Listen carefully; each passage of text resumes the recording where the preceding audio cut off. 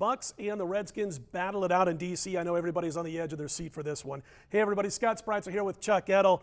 The Skins are a 3-point favorite this week at home over Tampa Bay. The total sitting at 43.5, down to 43 as we cut these videos. But this may be Tampa's last chance, Chuck, for a win. If you look at their schedule over the next 7 weeks, including this game, if they don't win now, this might be a situation where this team doesn't win again until we get into the month of December. I've got to play on the total in this one, and we're going to get to that in just a second. But when you look at these two teams, you look at what Jameis Winston has done or has not done, and also what the Redskins have done offensively with Deshaun Jackson, I should say, hurt. What are your thoughts on these two teams heading into this particular game? A game where both sides know they can win this contest if they keep their focus. Well, if the Redskins are going to win, it's mainly because of their defense. That's how they've been winning games. You know, the Redskins, when the season starts, they wanted to be able to run the ball and then make things a little easier for Cousins. And they haven't been able to run the ball. They're only averaging 3.9 yards a carry. So it makes things a little tougher on Cousins, who's kind of struggling already, dead last in the NFL as far as passing, per yards, per pass. So if they're going to win, it's because of their defense. Tampa Bay, they're going to have to get, no turnovers because we know Winston has had a turnover problem.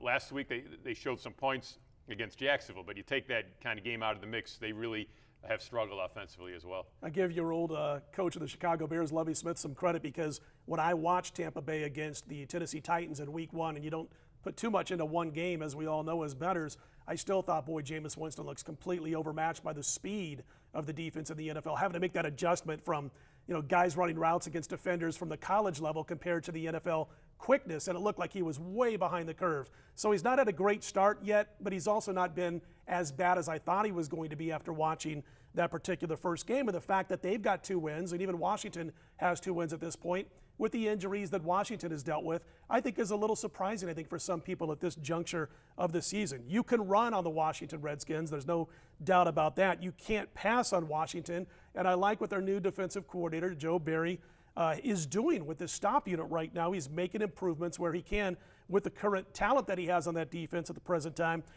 Tampa Bay is one of my favorite running backs in the NFL, and Doug Martin. I think this guy, outside of people who follow the league closely, outside of fantasy players maybe, that Doug Martin is one of the most unsung running backs and players overall in the NFL. And if I'm Tampa Bay this week, man, I'm running a steady diet of Doug Martin right at Washington. It's the one thing the Skins haven't been able to control is an opponent's running game. Yeah, and when Martin's healthy, obviously he's had some injury problems. When he is healthy, he's good on the goal line. He's good.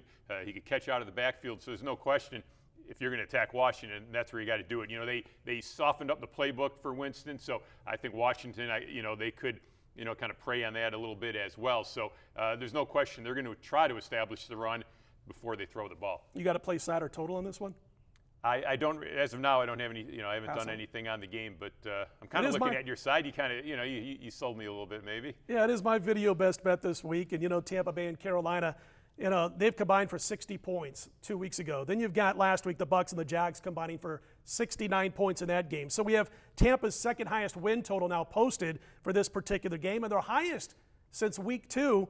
The Skins, their opponents have combined to score 98 points with Washington the last 2 weeks. But with all those points being scored by teams without passing games, I think we see a return to reality a little bit in this one. My video play of the week is under 43 between the Tampa Bay Buccaneers and the Washington Redskins. Again, this number's come down a little bit, this total, as we shoot these videos this week, but I still like it to stay under the total of 43. Hey, don't forget this week. We didn't have one last week. We won 2 weeks ago again, but I've got a 5% NFL Smackdown going this Sunday. These are my biggest plays that I have in the NFL, 27-7, 79% lifetime with these plays, and we're hitting at a 75% clip here at Wager Talk in 2015. First one in a couple of weeks. We've been on fire on NFL Sundays, 12 wins, only 3 losses, 2 pushes. That's 80% winners on NFL Sundays this season, 94-57 in the NFL long term. Smackdown, 5% play going this week. We look to extend that run to 28-7. Hey, he's Chuck Edel. I'm Scott Spreitzer. We appreciate you watching. Stick around. We've got more to come this weekend right here